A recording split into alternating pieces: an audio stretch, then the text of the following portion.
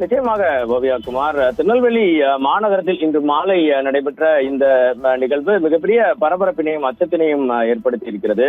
திருநெல்வேலி மாநகரத்தின் மணிமூர்த்தீஸ்வரம் பகுதியை சேர்ந்தவர் பெருமாள். 28 வயதான இவர் கூலி தொழிலாளியாக வேலை பார்த்து வருகிறார்.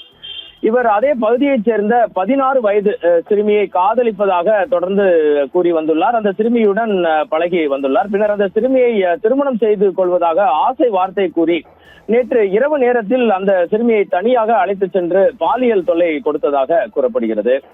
பின்னர் வீட்டிற்கு வந்த சிறுமி இது குறித்து தனது பெற்றோரிடம் அழுது கொண்டே தகவல்களை கூறியுள்ளார். இது குறித்து சிறுமியின் பெற்றோர் உடனடியாக திருநெல்வேலி டவுன் அனைத்து மகளிர் காவல் நிலையத்தில் இரவோடு இரவாக புகார் ஒன்றினை அளிக்கிறார்கள். இது குறித்த புகாரினை பதிவு செய்த டவுன் அனைத்து மகளிர் காவல் துறையினர் உடனடியாக போக்சோ சட்டத்தின் கீழ் வழக்கு பதிவு செய்து இந்த பெருமாள் அந்த சிறுமி தெரிவித்த அந்த இடங்களில் இருக்கிறாரா என தேடினர். ஆனால் நீண்ட தேடுதலுக்கு பிறகு பெருமாள் தலைமறைவாகிவிட்டது தெரிய வந்தது. தற்போது அனைத்து மகளிர் காவல் நிலையத்தினரும் திருநெல்வேலி மாநகர காவல்துறையினரும் இணைந்து 16 வயது சிறுமிக்கு திருமண ஆசை வார்த்தை கூறி பாலியல் தொல்லை கொடுத்த பெருமாளை தற்போது தேடி வருகின்றனர். இது போன்ற நிகழ்வுகள் தமிழகம் முழுவதும் பரவலாக நடைபெறுவது அனைத்து தரப்பினரிடையும், குறிப்பாக பெண் குழந்தைகளை வைத்திருக்கும் பெற்றோரிடையே மிகுந்த அச்சத்தினை தொடர்ந்து ஏற்படுத்தி வருகிறது.